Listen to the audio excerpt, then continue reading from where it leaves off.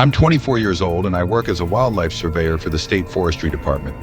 My job involves a lot of solo fieldwork in remote areas, collecting data on animal populations and habitat conditions. Most of the time I'm out during the day, but every few months I get assigned night surveys to track nocturnal species. It was late October when I got the assignment to Pine Ridge, a heavily wooded stretch of land about 2 hours north of the nearest town. The area had been flagged for potential mountain lion activity, and they needed baseline data collection over a 3-night period. I didn't think twice about it. I'd done dozens of solo surveys before, but Pine Ridge was different, and I didn't know that until I was already there. I arrived around 4 p.m. with all my gear packed into my truck. The ranger station at the base of the ridge was already closed for the day, so I had to set up camp alone. The instructions were simple enough. I'd hike specific routes marked on my map, record audio at certain checkpoints, and document any sightings or signs. The nights get cold up there in late October, so I brought a good tent, sleeping bag, and a portable heater. I also brought my headlamp, several flashlights, and a satellite communicator in case something went wrong. The first night was uneventful. I hiked one of the marked routes, set up my equipment, and recorded some ambient forest sounds. The temperature dropped to about 45 degrees, but my gear kept me comfortable. I fell asleep without any issues and woke up the next morning feeling fine. The second night is when things started to get strange. I was maybe 3 miles into my hiking route, moving slowly through the dense pine forest with my headlamp. The trees up there are old and thick, blocking out most of the moonlight. It was around midnight when I first heard it. A whistle, not an animal sound. It was distinctly human. A clear, melodic whistle coming from somewhere off to my left. Deeper in the woods, I stopped in my tracks and listened. The whistle came again, this time a different pattern. 3 short notes followed by 2 longer ones. It was haunting, almost musical. I figured it was another surveyor or maybe a ranger checking on the area. I called out, but no one answered. The whistling stopped. I stood there for a few minutes in the silence, then decided to continue with my survey. Probably just someone passing through. I thought I completed my route and headed back to camp. But as I was walking, I heard it again. That same whistle pattern. This time it was coming from ahead of me, closer to camp. I quickened my pace and the whistling stopped. When I got back to my tent around 1 a.m., everything was exactly as I'd left it. Nothing disturbed, nothing moved. I chalked the whole thing up to my mind playing tricks on me in the dark and went to sleep. The third and final night is what I can't stop thinking about. Even now, I started my last survey route at 11 p.m. This one was different from the others because it took me further up the ridge into an area I hadn't explored before. According to my map, there was a clearing about 1.5 miles in where I was supposed to set up audio recording equipment. The hike there was fine, and I reached the clearing without any problems. I set up the equipment and was about to head back when the whistling started again. This time it was different. It was coming from multiple directions. One whistle from the left, then another from the right, then one from directly behind me. I spun around, shining my headlamp in all directions, but I saw nothing but trees. The whistles were getting closer, more insistent. The patterns were the same, those 3 short notes and 2 longer ones, but they were layered now, overlapping with each other. My heart was pounding. I grabbed my equipment and started walking back toward camp, moving faster than I should have been. The whistles followed me. They stayed about 50 feet away at all times, never getting closer, but never falling behind. I couldn't see anyone. I couldn't see anything. Just the sound of multiple people whistling in perfect unison. Hunting me through the darkness, I started running. I don't even know exactly when I started running, but I was moving fast, crashing through branches and undergrowth. The whistles continued, relentless and perfectly synchronized. That's when I noticed something even more disturbing. The whistlers were matching my pace. When I slowed down, they slowed down. When I sped up, they sped up. It was like they were playing with me, testing how fast I could move. I burst out of the tree line and into my camp area around 1:30 in the morning. The second I reached my tent, the whistling stopped. Completely. Not a sound. Just the wind in the pine trees and my own ragged breathing. I didn't sleep that night. I sat in my tent with all my lights on, checking my surroundings every few minutes. Nothing happened. No one came near my camp. The forest was silent except for normal night sounds. But I knew what I'd heard. I knew someone or something had been out there. The next morning, I packed up my equipment in a hurry and called into the ranger station.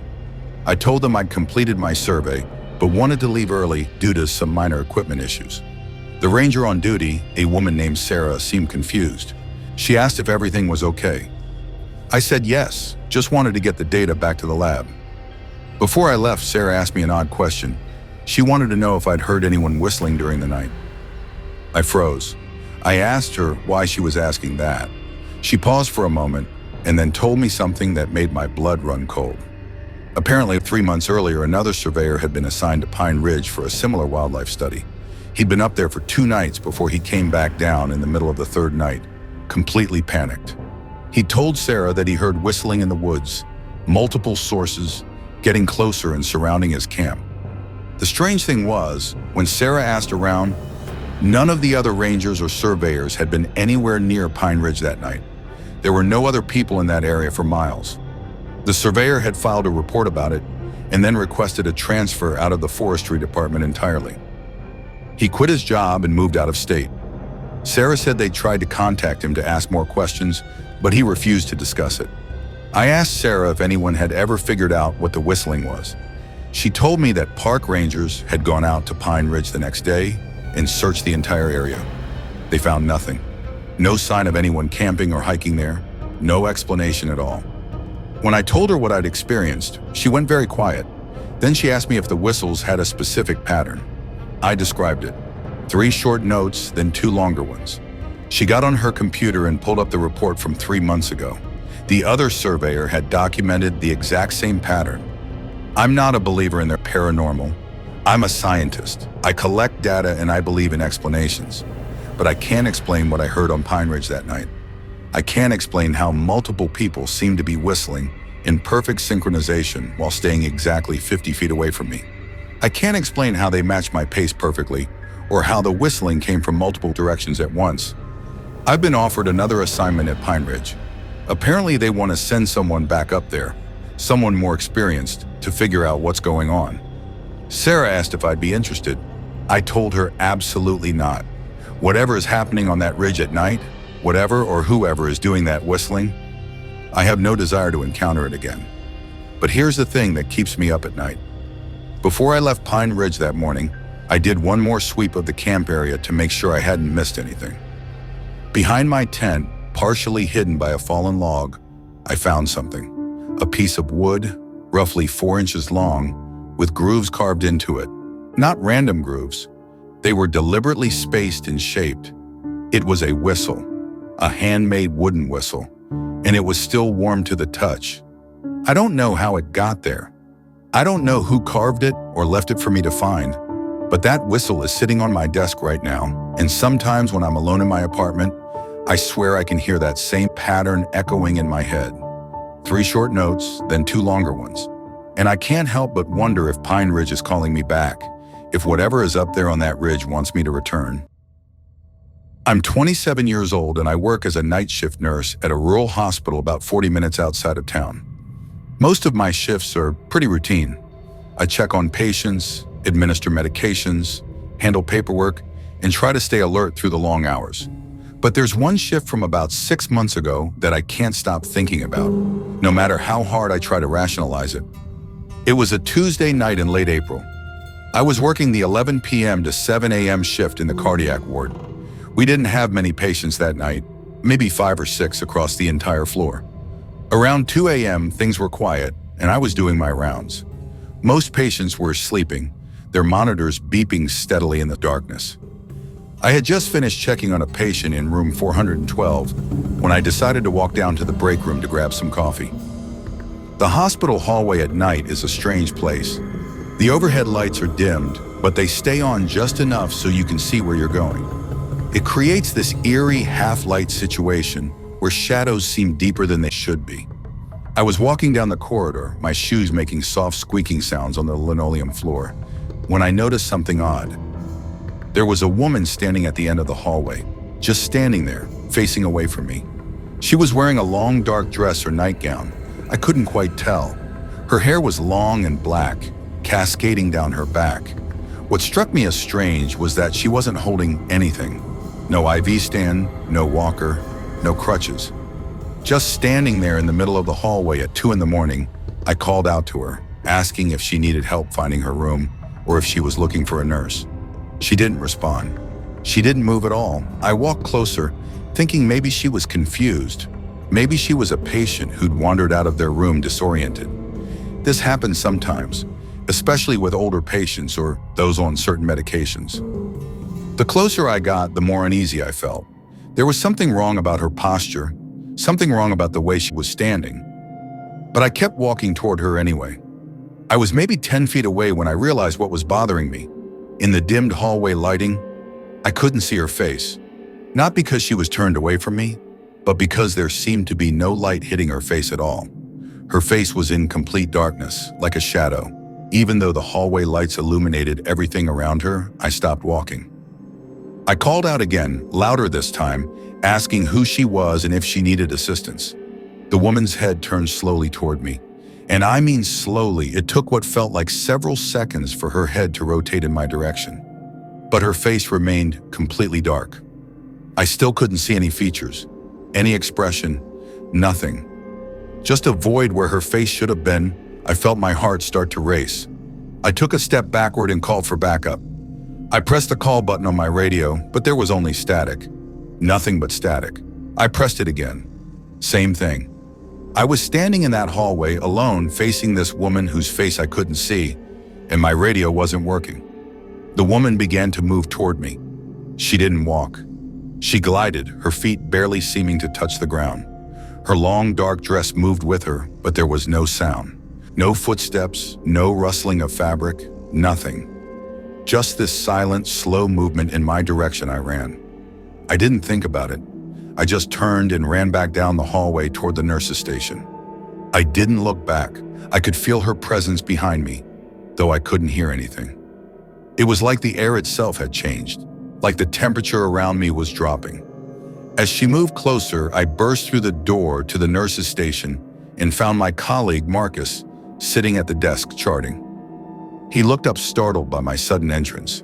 I was breathing hard, probably looking absolutely terrified. I asked him if he'd seen a woman in the hallway, a patient maybe, wearing a dark dress. He said no, he hadn't seen anyone. He asked me what was wrong. I tried to explain what I'd just experienced, but as I was talking, I realized how insane it sounded. A woman with no visible face, a dark void where her features should be. I could see the skepticism on Marcus's face. He suggested that maybe I was tired, maybe I'd imagined it or misinterpreted what I'd seen in the dim lighting.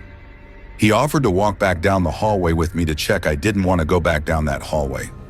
Every instinct in my body was screaming at me not to go. But I also knew that if I refused, if I let fear control me, then I had to report something. And what would I report? That I'd seen a woman with no face? They'd think I was losing my mind, Marcus, and I walked back down the hallway together. The lights seemed brighter now, more normal. We reached the spot where I'd seen her, and there was no one there. No sign of anyone. Marcus asked me which room she'd come from, and I realized I didn't know. I hadn't even thought to check the rooms on either side. We checked all the patient rooms on that floor. Everyone was accounted for. Every patient was in their bed, most of them asleep. I felt embarrassed. I told Marcus I must have been more tired than I thought. He was sympathetic about it. Didn't make me feel too bad, but I could tell he thought I'd just had a moment of fatigue-induced confusion. The rest of my shift was normal. I completed my rounds without incident. But I couldn't shake the feeling that something was wrong, that what I'd experienced wasn't just my tired mind playing tricks on me. 2 days later, I came in for another shift. I was working again with Marcus, and he pulled me aside during our break. He told me something that made my blood run cold. He said that he'd mentioned our incident from 2 nights before to some of the long-term staff members, just casually, as a funny story about me being tired. An older nurse, a woman named Patricia, who'd worked at the hospital for over 30 years, had overheard him. Patricia had asked to speak with me privately. She told me that about 15 years ago, another nurse had reported seeing a woman in a dark dress wandering the hallways at night.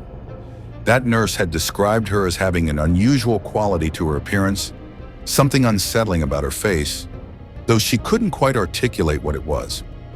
The nurse had become so frightened that she quit her job and never came back. Patricia told me that over the years, maybe 5 or 6 times, other staff members had reported similar encounters. Always a woman in dark clothing, always late at night, always something deeply wrong about her appearance or her presence, but the reports were always vague, always dismissed as fatigue or confusion. And everyone who reported seeing her either quit or transferred to a different department. When I asked Patricia if she'd ever seen the woman herself, she said no. But she said her mother had worked at this hospital as a cleaner decades ago, before Patricia even started as a nurse. Her mother had told her stories about a woman who'd haunted the night shift. A woman who appeared in the darkness, who moved without sound, who seemed to drain the light from the air around her. I asked Patricia if there was any history to this, if anyone had died in the hospital under strange circumstances, or if there was some kind of legend associated with the building. She hesitated before answering. Then she told me that in the early 1980s, a patient had died on the cardiac ward under mysterious circumstances. A woman, Patricia thought, though she wasn't entirely sure. The death was ruled natural causes, but there had been questions. The patient's room had been found locked from the inside, and the nursing staff on that night had reported seeing someone who shouldn't have been there since that conversation with Patricia. I've been trying to piece things together. I've looked up old hospital records, death certificates, newspaper archives. The information is sparse and fragmented, but I found one reference to an unexplained death at the hospital in 1982. A woman named Eleanor Marsh, 54 years old, found dead in her hospital room from what was ruled a heart attack. But the record noted that her death had occurred at 2:17 a.m. and that the night nursing staff had reported some kind of disturbance around that time. I don't know if that's her. I don't know if the woman I saw was Eleanor Marsh or someone else entirely. But I know what I experienced that night was real. I know the darkness I saw where her face should have been was not a trick of the hospital's dimmed lighting. I still work at that hospital. I still work night shifts on the cardiac ward, and I've stopped being afraid because I've come to understand something.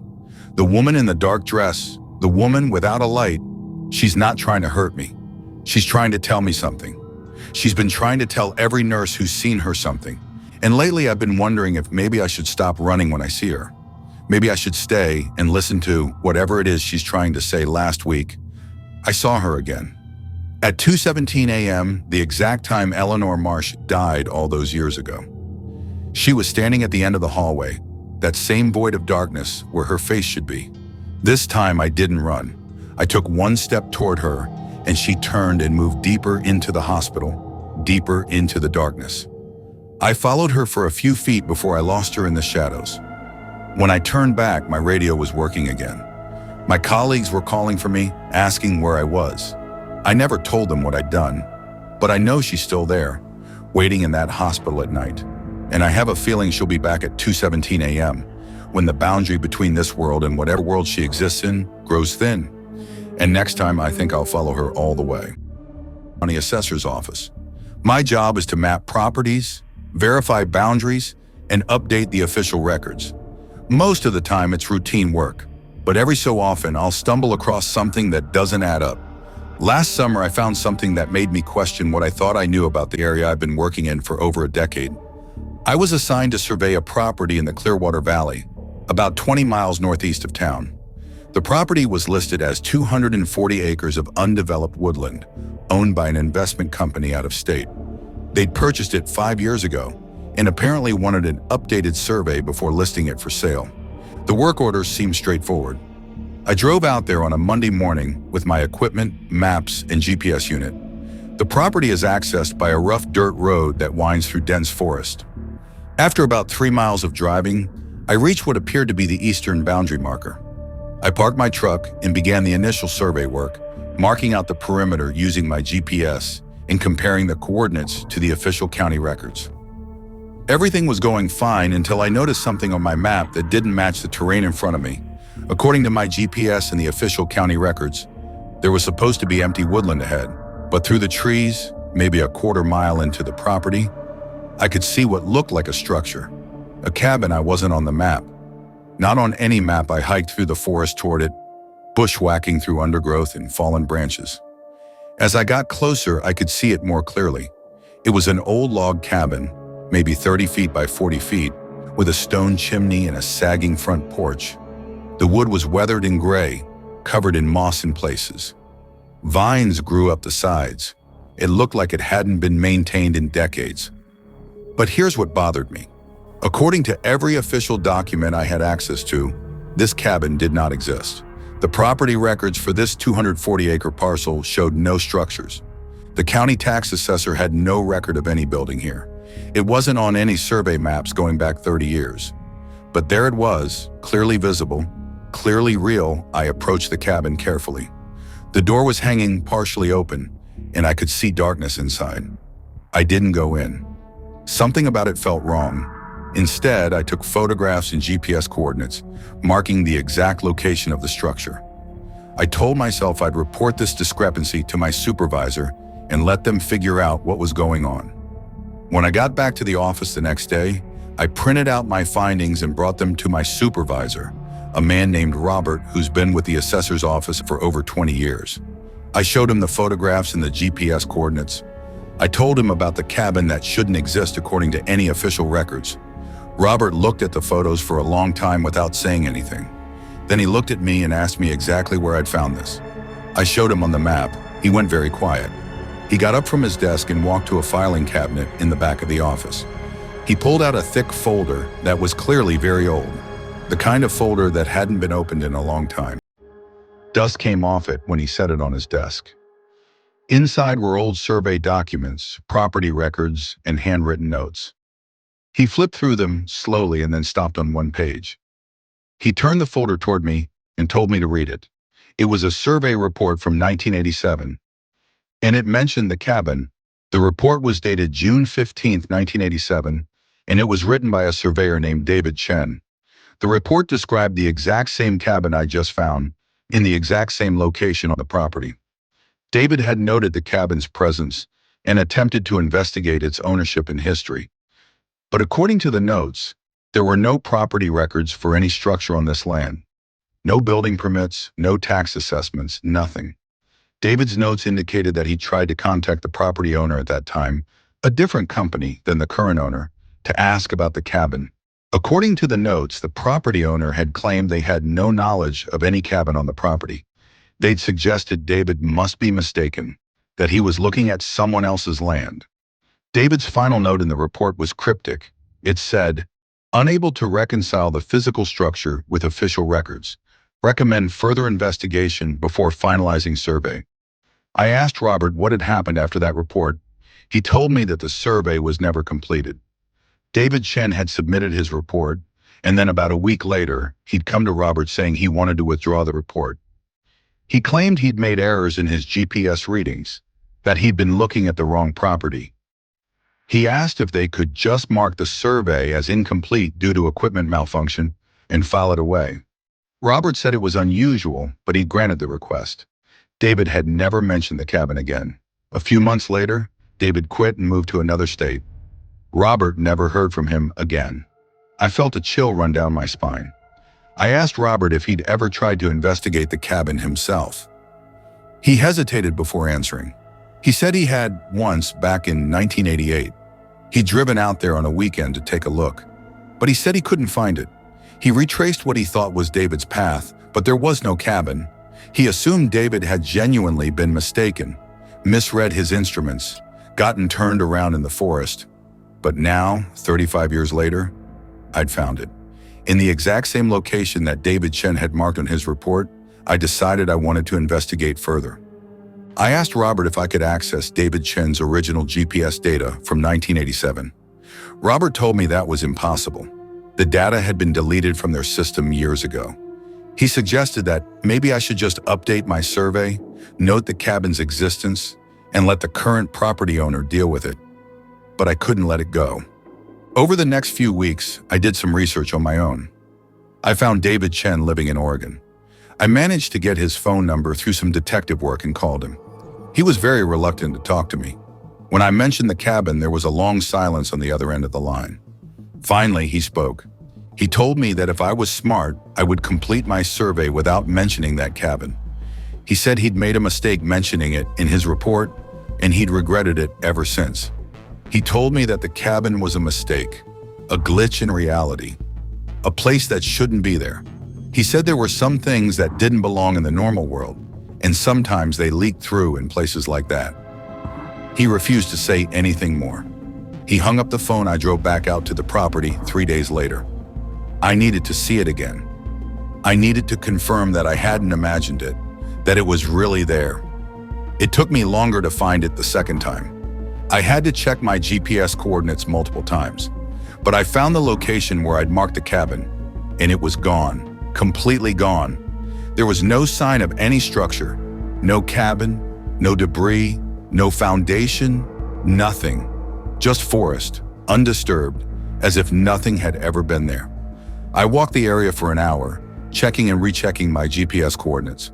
I was in the right place. My measurements were accurate, but the cabin had vanished. I completed my survey and submitted my report. I made no mention of the cabin. I marked the property as having no structures, just as the original record stated. Robert seemed relieved when I turned in the report. He didn't ask any questions. He just filed it away. But I've been thinking about this constantly. I've pulled David Shen's original report multiple times. I've studied the photographs I took of the cabin. I've compared them to my current survey data. Everything checks out. The cabin was real. I saw it, I documented it, and then it was gone. I've tried calling David Shen several more times, but he never answers. I've looked into him, trying to understand what happened in his life after he quit. He lived a quiet life, apparently, moved around a lot, never stayed in one place for more than a few years. I couldn't find much information about what he did after leaving the surveying business. Sometimes I wonder if he's still seeing things, if that cabin wasn't just a one-time glitch, but something that he kept encountering, that kept following him through his life. And I wonder if now that I've seen it, now that I've documented it, if it's going to start appearing to me last week. I was doing a routine survey in a completely different area, about 40 miles away from Clearwater Valley. And in the corner of my GPS reading, in a location that should have been dense forest with no structures, I saw it. Just a glimpse on my screen. A structure that shouldn't exist. I haven't gone to check yet. Part of me doesn't want to know if it's really there, but I have a feeling it is. And I have a feeling that somewhere out there, in the margins of official reality, there are more cabins, more structures that don't belong, more places that shouldn't exist but do. And I'm starting to wonder if I'm the only one who can see them now. If David Shen passed some kind of curse to me when I found what he found. A curse that means I'll spend the rest of my life documenting things that the world refuses to acknowledge. I'm 26 years old, and this happened to me and my girlfriend about a year ago. We were camping in the Cascade Mountains, about 2 hours from civilization. Neither of us had any idea what we were about to experience, and honestly, I still don't have a good explanation for it. I'm telling this story because I think other people should know what's out there, even if it doesn't make sense. My girlfriend Emma and I had planned this trip for months. We're both into hiking and camping, and we'd been looking forward to a long weekend in the wilderness. The place we chose was a remote area that required a 5-mile hike just to reach the campsite. We left on a Friday afternoon and made it to our spot around sunset. It was beautiful, secluded, with a small lake nearby and dense forest all around us. We set up our tent, made a fire, cooked some food, and just enjoyed the peace and quiet of being completely isolated from civilization. We went to bed around midnight, both of us excited to wake up and explore the area the next day. Emma fell asleep quickly, but I lay awake for a while listening to the sounds of the forest. The wind in the trees, some distant animal sounds, the crackling of the fire dying down. Eventually, I fell asleep too. I woke up around 2 a.m., though I'm not sure why. I didn't hear anything specific, maybe an instinct. I lay there in the darkness of the tent, listening. Emma was sleeping soundly next to me, and then I heard it. A sound outside the tent, moving through the undergrowth near our campsite. It sounded like something heavy was moving through the brush. Slowly and deliberately, I assumed it was a deer or maybe a bear passing through. I've camped enough times to know that not every animal sound means danger. I tried to go back to sleep, but the sound didn't stop. It kept moving slowly around the perimeter of our tent. And it wasn't random movement. It was methodical. Like whatever it was circling us. I became more alert. I reached over and gently woke Emma. I whispered that there was an animal nearby, but that it was probably just passing through. She mumbled something and tried to go back to sleep. I told her to just stay quiet and listen. We both lay there in the darkness, listening. The sound continued, circling the tent. Then it stopped. The sudden silence was almost worse than the sound had been. We waited for several minutes, but nothing happened. I decided to look outside. I unzipped the tent slowly and carefully, trying not to make much noise. I shone my flashlight outside, sweeping the beam across the campsite. There was nothing there. No animal, no movement, no sign of anything. The forest looked peaceful and empty in the flashlight beam. I waited a few more minutes, then decided it must have been a deer that had wandered away. I zipped the tent back up and tried to go back to sleep. Emma and I both managed to fall back asleep, and we didn't wake up again until morning. The next day was beautiful. We hiked to some scenic overlooks, did some fishing in the lake, and just enjoyed the mountains. We didn't really talk about the noise from the night before. I think we both wanted to forget about it and just enjoy the trip. We went to bed early that night, both of us tired from hiking. Around 1 a.m., it started again, the sound of something moving through the brush around our tent. But this time it was different. This time there seemed to be more than one thing moving out there. I could hear sounds from different directions. And whatever these things were, they sounded closer, more deliberate. I woke Emma again. This time she was scared. She asked me what it was and I told her I didn't know. I said we should stay in the tent and not make any noise. The sounds continued for maybe 20 minutes, moving around our tent, circling it. At one point, whatever it was got very close to the tent wall. We could hear it moving through the grass just inches away from where we were lying. Emma grabbed my arm. I could feel her shaking. I wanted to look outside, but I was afraid to. What if I opened that tent and came face to face with something that shouldn't exist? What if seeing it made it worse? The sounds finally stopped around 1:30 a.m. We waited in silence for another hour before either of us felt brave enough to move. When I finally looked outside with my flashlight, there was nothing there again. No animals, no tracks, no sign of anything. Neither of us slept for the rest of that night. We sat in the tent with our flashlights on, waiting for the morning. When the sun finally came up, we both agreed without even discussing it much that we wanted to leave early. Something wasn't right about this place, and we didn't feel safe anymore. We packed up our tent as quickly as we could and started the 5-mile hike back to our truck. The whole time we were hiking, I couldn't shake the feeling that something was following us. Not right behind us, but paralleling our path through the forest. I could hear movement in the trees off to the side of the trail. Movement that matched our pace perfectly. I mentioned it to Emma, and she said she'd been hearing it too. She was terrified. We started walking faster, and the sounds in the forest got faster too. Whatever it was keeping pace with us. And there was still that sense that there were multiple things out there, moving through the trees.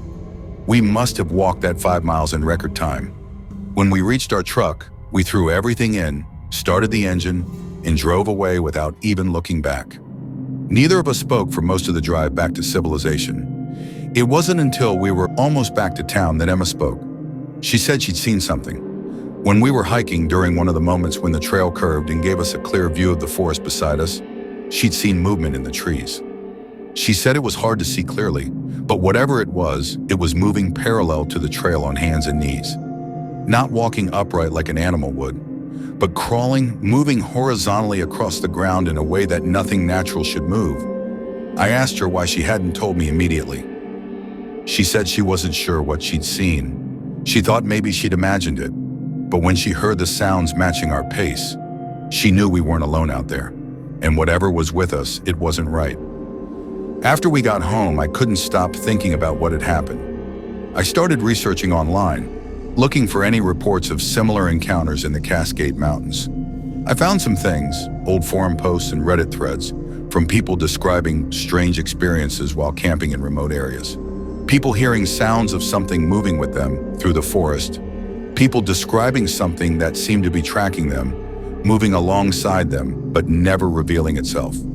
Most of the posts were dismissed or mocked, but there was a pattern, and several people mentioned the same thing Emma had described. Something moving on all fours, crawling alongside them, matching their pace, keeping pace with their movement. I wanted to know more. I found a YouTube channel dedicated to documenting strange encounters in the wilderness. The creator had interviewed multiple people who'd experienced similar things.